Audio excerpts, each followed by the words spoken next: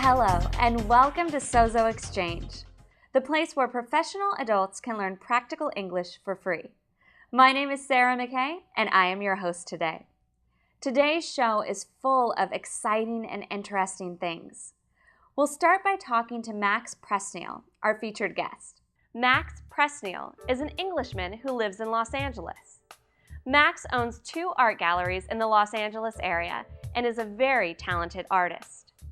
Let's begin by watching Max's interview clips. We'll discuss some new expressions that we learned from his footage.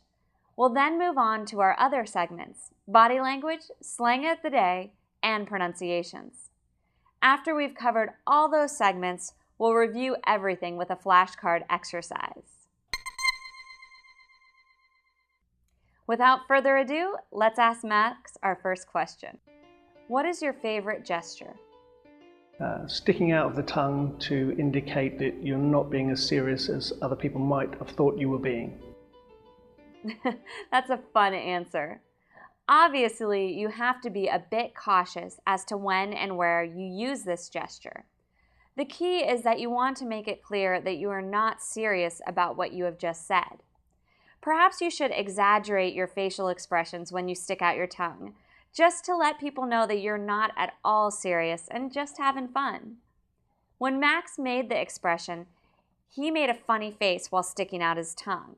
Remember, Max is from England. We have the same gesture here in the United States, and it means the same thing as it does in England. Let's move on to our next question for Max. Could you tell us a saying that you use often? Emperor's new clothes. It's a saying to indicate that you shouldn't be fooled by what everyone else is saying if they're incorrect. I remember reading the story of the Emperor's New Clothes when I was about 6 or 7 years old. It's written by Hans Christian Andersen, and it's about an emperor who loved clothes more than anything.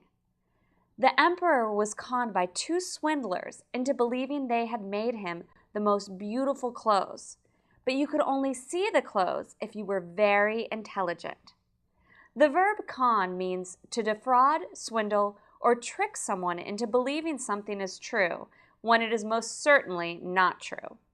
So the swindlers told him that the clothes were invisible to people that were stupid. Everyone, including the emperor, pretended they could see the emperor's new clothes because they were all afraid of being viewed as stupid. One day, the emperor was parading in front of hundreds of people, and a small child shouted out, "The emperor's not wearing anything! He's naked!" The child was the only person smart enough to be honest about the situation because he wasn't afraid of what people would think of him. Max nicely summed up the meaning of the phrase, "the emperor's new clothes." To sum up means to describe something briefly or quickly recap what something means. Going off what Max said, that phrase, "the emperor's new clothes," is also used to express the idea that truth is often spoken by children or those who are too naive to understand group pressure. For example, the child in the story didn't care about what other people thought, so he didn't ignore the obvious problem of the emperor's nudity. Most often, people use the phrase in this way as a metaphor. When you see a situation where people are collectively making an incorrect statement due to the pressure of the group, you can say, "It's like the emperor's new clothes. The truth is this, but the group pressure makes everybody say that." Okay, we have one more question for Max. What is the most difficult English word for you to pronounce? Simulacrum, which I always have to think about first. Simulacrum. This is a good word to remember if you want to sound very intelligent and educated when you speak. It's a tough word for even native English speakers to pronounce and know. Simulacrum is a noun, and it means a vague likeness or something similar to something else. Here is an example of how to use it in a sentence. Although we signed a peace accord with the enemy country, it is a simulacrum of true mutual understanding and peace between the 2 nations. The word sometimes refers to something similar to an original, but in fantasy or imagination, so it doesn't actually exist. It's time to move on to our body language lesson. Today's lesson is about the action of winking one's eye, like this, in the United States. This gesture can show several things, such as understanding, approval, or encouragement. When you are telling an innocent lie or playing a trick on someone, Americans often wink in an exaggerated way. It's almost as if dirt is in your eye, but it gets someone else to play along with your joke. The phrase play along means to go along or act as if you didn't know about the trick being played on someone. In some Asian countries, men generally don't wink at other men, and if a man winks at a woman, it usually indicates his romantic interest in her.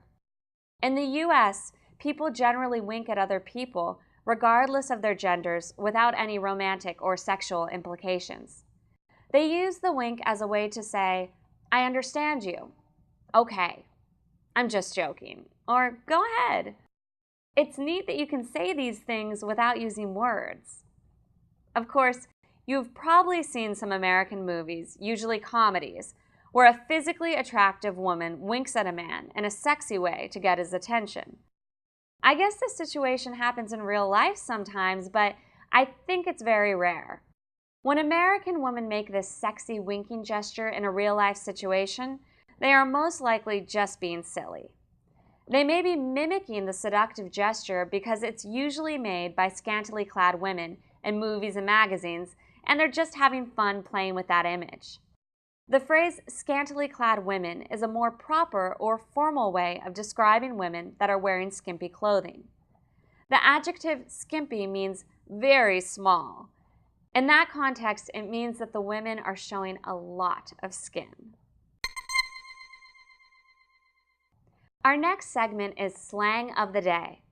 Today's slang term is an arm and a leg.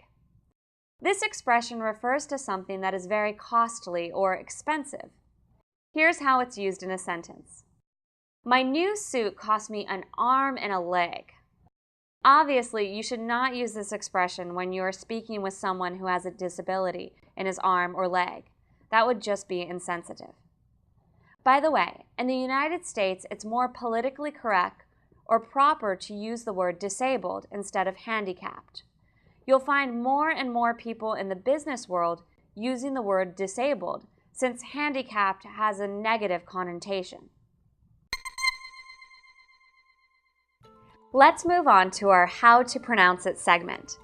We are going to practice the pronunciations of certain English words, which many non-native speakers find difficult. Today we'll use the word wink, which has this w sound that isn't easy for a lot of new English speakers. I would imagine this is particularly tough for German-speaking people. Please watch closely as I use my lips, teeth, jaws, tongue, and facial muscles to make the w sound. Wink. Wink. Wink. Wink. Wink. Wink. All right, we're nearing the end of our show, and it's time to review all the new expressions and words we've learned today. Remember how we do this? We'll show you a series of flashcards with definitions on them. You should then say the word or phrase that matches that definition out loud. Let's do it. A gesture used to show you aren't really serious, that you're just joking. Sticking out the tongue. A phrase used to show you shouldn't be fooled by the crowd's opinion. The emperor's new clothes. To defraud or trick someone into believing something that isn't true. To con someone. Something with a vague likeness to something else. Simulacrum. A gesture used to show understanding, encouragement, or approval. Winking one's eye. Women who are wearing very little clothing. Scantily clad women. Used to describe something that is very expensive. It costs an arm and a leg. Very nice work on those flashcards, folks. The artwork we showed between the cards was created by our featured guest, Max Presneal. We're just about done today, but first I have another assignment for you. We talked a lot about the Emperor's new clothes today. Try to think of an example of the Emperor's new clothes in your society. Was there a time when everyone believed something that wasn't true simply because they didn't want to break off from the group's opinion? Give that some thought and come up with an example before our next show. Remember to visit our website at www.sozoexchange.com. You can download a complete transcript of today's show, a study guide, and audio exercises so you can practice on your own. You can also take our online survey at our site. All right, folks, it's been a lot of fun learning with you today. I'll see you next time.